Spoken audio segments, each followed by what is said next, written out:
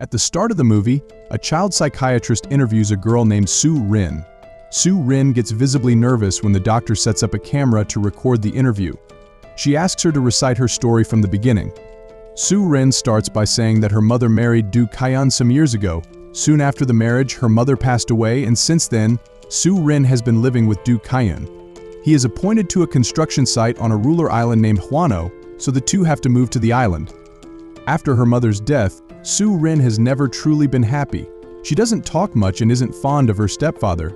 She is enrolled in a new school on the island where she has the opportunity to make many friends, but even then she prefers staying alone. Her stepfather has to work overnight as the chief of a tunnel construction site. Because of the explosions that take place during the construction, the inhabitants of the island are forbidden from entering the construction area. One night, Sue Rin goes through her phone and reads comments on her blog about a wormhole.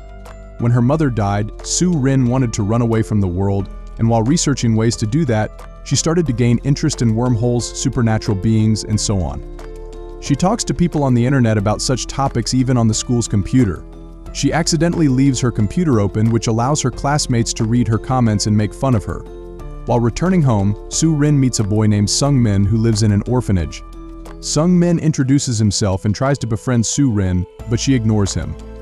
The next day during lunch, Sue Rin comes across Sung Min and his friends talking about her blog on the wormhole. Sung Min claims to have entered another dimension after reading it. That day, Sung Min follows her behind as she is walking home.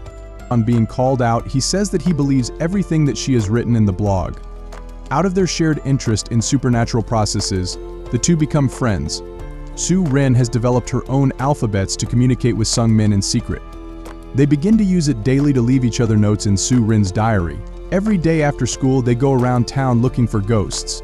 In one of such expeditions, Sung Min brings Sue Rin to an abandoned wooden house in the forest. They explore the house and talk for a long time while carving on wax blocks. Sue Rin has started to fall in love with Sung Min. She kisses him out of the blue, making him fluster. Damn! One day, Sue Rin finds Sung Min and 3 of his friends planning to go to the construction site to watch the explosions. She joins them and the kids make their way through the woods so the grown-ups wouldn't see them. When they cross the fence to the site, one of the kids chickens out and runs back home. The other 4 hide behind a cliff waiting, but are disappointed when no explosions take place. While walking through the jungle, they come across a tiny cave. They decide to explore it and go inside one after another. Eventually, they come across a bright glowing substance submerged in water at the end of the cave. Sue Rin assumes that it is a meteoroid. Sung Min takes it upon himself to dive into the water and bring the substance out. On being brought out of the tunnel, the thing stops glowing. The kids notice that it looks like an egg. One of the guys named Tae Shik claims that the egg might belong to a time goblin. His grandfather had once told him that on full moon nights, a cave appears in the mountains where the time goblin lives. Whoever goes into the cave will come out as an older person. The other kids do not believe him since they didn't age. Sue Rin discovers that her hairpin, which was a gift from her mother, is missing. She goes back into the cave to look for it as the guys guard the egg. She finds her pin, but also notices that the glowing egg is back in the water. Confused, she comes out to see that the egg has broken and her friends are missing. She looks for them all around the jungle till it gets dark. Eventually, she is lost in the woods and has to stay the night. The following day, a police force looks for the kids in the woods. Detective An is made the head of the investigation. Soon, the police find Sue Rin unconscious in the woods. Fortunately, she is alive and well. In the hospital, the detective asks her what happened to the other guys, and she tells him everything about the cave and the glowing egg. The detective and the adults do not believe her story. She even takes them to the jungle to show them the cave but cannot find it. It is almost as if it disappeared after the full moon night. Then the detective is informed that the corpse of one of the missing boys, Jae Wook, has been found underground on a beach 20 km away from the town. It is revealed that the cause of his death was an asthma attack. Since someone had to bury him underground, the case turns from a missing person to a kidnapping. Weeks pass after the incident, but the other 2 boys are not found. Without Sung Min, Sue Rin turns into her older, introverted self. She too is as confused as everyone else, but no one believes her when she says the truth. One day she hears a noise from outside her house. On checking, she sees a man running to the woods. She follows him and enters deep into the forest. Some minutes into running, she falls to the ground and the man also stops. He approaches her and looks at her in fascination as Sue Rin freezes in shock. The man speaks for the first time and claims that he is Sung Min. On hearing his name, Soo Rin comes out of her shocked state and runs away crying. She ends up in front of Do Kyan's car and hastily tells him about the man. The police are informed about the incident, and they start searching the woods to look for the man, assuming that he is the kidnapper. Detective An asks Soo Rin about the man, and she reveals that he was pretending to be Sung Min. The policemen do not find the kidnapper, but they get their hands on Soo Rin's diary that she and Sung Min used to leave notes for each other.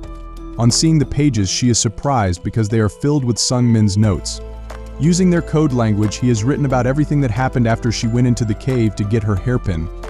The guys get curious about what is inside the egg, so Sung Min breaks it on the ground without waiting for Soo Rin. To their disappointment, it turns out to be empty. When Soo Rin doesn't return for a while, Sung Min goes inside the cave and sees that she has frozen in her place. He tries to talk to her and move her, but she doesn't respond. Moments later, he notices a drop of water levitating mid-air. He comes out of the cave and looks upwards to see the birds have also frozen in the air. The boys go to the town and see that everyone, including their families, have paused. This makes them realize that time is frozen for everyone except the three of them, meaning that they can do anything they want. For the first few days, they are on top of the world. They eat and drink whatever they like, sleep whenever they want to, and play around the entire day. After a month or so, they get bored, so they decide to leave the island and go to another city to see if they are actually the only people on the earth who can move. However, their plan is spoiled when they realize that the water in the ocean has also stopped flowing, which means that the boat will sink. Back in the present, Soo Rin registers that the man who approached her in the woods was in fact Sung Min. She stops reading as now getting the police away from him is her first priority. If they find him, they will surely arrest him for being the kidnapper, so she claims to have lied about seeing anyone in the jungle. The police believe her, and she continues reading the journal. Many months later, the guys start to live inside a tent in the mall. Jae-wook's health gets worse by the day because he has asthma and his inhaler stops working. One night, he suffocates and slowly passes away in front of his friends. Sung Min and Tae-shik are devastated. With heavy hearts, they bury their friend's corpse under the ground on a nearby beach. After dying, Jae-wook's body also pauses like the others. 5 years pass, but the world remains the same. The guys have now grown into teenagers. Although they have been living in isolation for so many years, they still hope that someday the world will go back to normal. Sung Min believes that when they turn 20, their time will resume. They steal a little bit of money from everyone to be rich when that happens. However, even when they turn 20, nothing changes. They slowly begin to lose hope and start to live in the wooden house in the jungle. One day, the isolation gets the best of Sung Min. He screams and yells for it all to stop. Tae-shik witnesses this from afar and loses all hope. Some days later, Sung Min notices that the moon's shape is changing, meaning that the world is about to be resumed. He goes looking for Tae-shik but doesn't find him anywhere. He searches for him throughout the island and eventually reaches the last cliff. There, he discovers Tae-shik's clothes on the ground and registers that his friend has jumped off the cliff. He also jumps behind Tae-shik as the last resort. But at that very moment, the world resumes. He comes out of the water and is mesmerized by the moving nature. After reading the journal, Soo Rin runs to the wooden house and finally sees her friend. They decide to tell the story to the world but are unsure if anyone will believe them. Meanwhile, CCTV footage shows the police that Sung Min is in the woods. They believe he is the kidnapper. At night, Sung Min comes to Soo Rin's room for emotional support. Since he has been living alone for such a long time, he is scared he will harm himself to get rid of the pain. The next day, Tae-shik's parents arrive at the construction site blaming Do Kyan for their kid's disappearance. They believe that the explosion in the site killed their son, and Soo Rin is making up stories to save her stepfather. Meanwhile, Soo Rin and Sung Min go to the orphanage that Sung Min used to stay in. Soo Rin explains everything to the warden and comes outside to call Sung Min. However, she is dragged away by her father right then. Sung Min approaches his mother like warden and tells her everything he used to do as a kid. She is shocked, but she still doesn't believe him. Do Kyan locks Soo Rin in her room at night, but Sung Min enters through the back door and frees her. They run away from the house to decide what they should do next. Soo Rin remembers seeing a second egg in the cave. She suggests she uses the egg and returns as an adult to prove to the others that Sung Min is innocent. However, Sung Min is against the idea because he knows how difficult it is to live in isolation. He would rather be named a kidnapper than let her go through what he felt in the past years. Do Kyan sees that his daughter is missing and figures she went to the wooden house after finding a picture of her and Sung Min on her phone. He goes there at night, attacks Sung Min, and tries to take Su Rin back home, but Sung Min knocks him out and runs away with her. The next day, the police investigate the wooden house and believe that the kidnapper is manipulating Su Rin by making her believe he is Sung Min. The news about Su Rin's disappearance is on the TV, so the police soon find the two. A chase ensues between them and the police when Su Rin turns herself in to save Sung Min. Before separating, she asks him to meet her at the cave. Detective An tries to make Su Rin understand that the kidnapper is lying to her, but she doesn't believe him. She makes an excuse of wanting to go to the bathroom and runs away to the cave. She brings the glowing egg out and hands it to Sung Min, but he refuses to return it to her because he doesn't want her to use it. He is about to turn himself in and take the blame for killing his friends. He runs away into the woods as Su Rin follows him. At the same time, the police arrive and chase behind. They stop at the end of a cliff.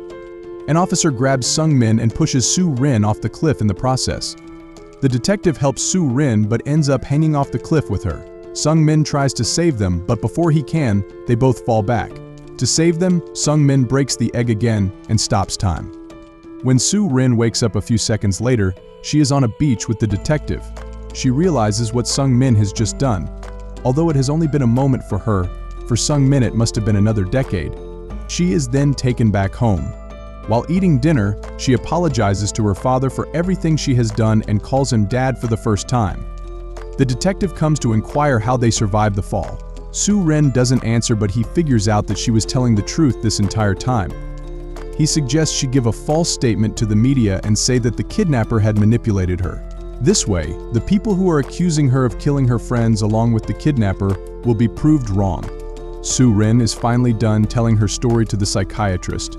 She is left stunned after listening to it all and wants to write a book on it. Some month later, Su Rin is moving to a different city for high school. Before leaving, she meets the psychiatrist who gives her the book, which has now been published. On her way to the ferry, Su Rin sees Sung Min through her car window and runs to meet him but finds no one. But sometime later, the two meet on the deck.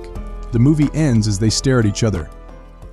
Subscribe for more videos like this, turn on the notification, and leave a like to help the channel out. Thanks for watching.